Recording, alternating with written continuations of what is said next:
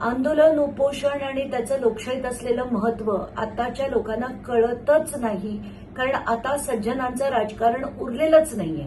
त्यांना लोकशाहीची भाषा कळत नाही, त्यांना लोकशाहीचं महत्व कळत नाही. त्यांना फक्त आणि फक्त पक्ष फोडा, राजकारण करा, सत्ता टिकवून ठेवा आणि पैसे कमवा, याच्याशिवाय त्यांना काहीच कळत नाही.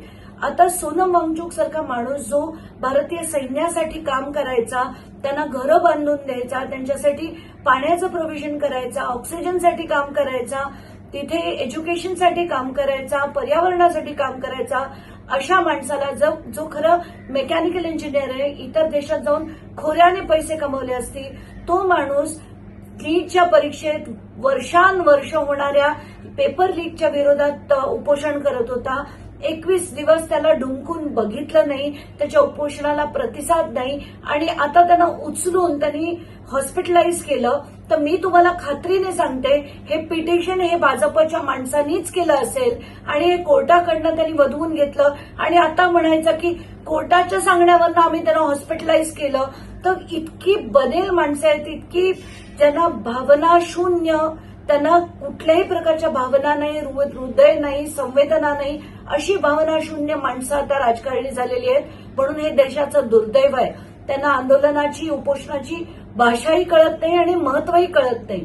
तर आताच्या घटनेला मला खूप वाईट वाटतंय, खूप राग येतोय आणि मला असं वाटतंय की 20 तारखेचं आंदोलन हे झालंच पाहिजे. आणि महाराष्ट्रातल्या घरात बसून पाठिंबा देणारी जी माणसं आहेत, ज्यांना खरं म्हणजे उद्धव ठाकरे आणि राज ठाकरे यांनी खरं स्वतः जायला हवं होतं. माझ्यासारखी व्यक्ती 2दा तिकीट काढून दिल्लीला जाऊ शकते, पण ही दोघं घरात बसून म्हणे आमचा पाठिंबा. कितपत शोभतं तुम्हाला? तुमच्या मुलांना तिथे जायला काय होतं? अमित ठाकरे, आदित्य ठाकरे जाऊ शकत होते, पण तसं न करता हे जे बोगसगिरी चालली आहे, कारण त्यांच्यासाठी हा एक राजकीय मुद्दा आहे, त्यांना त्याचं काही भावना वाटत नाही.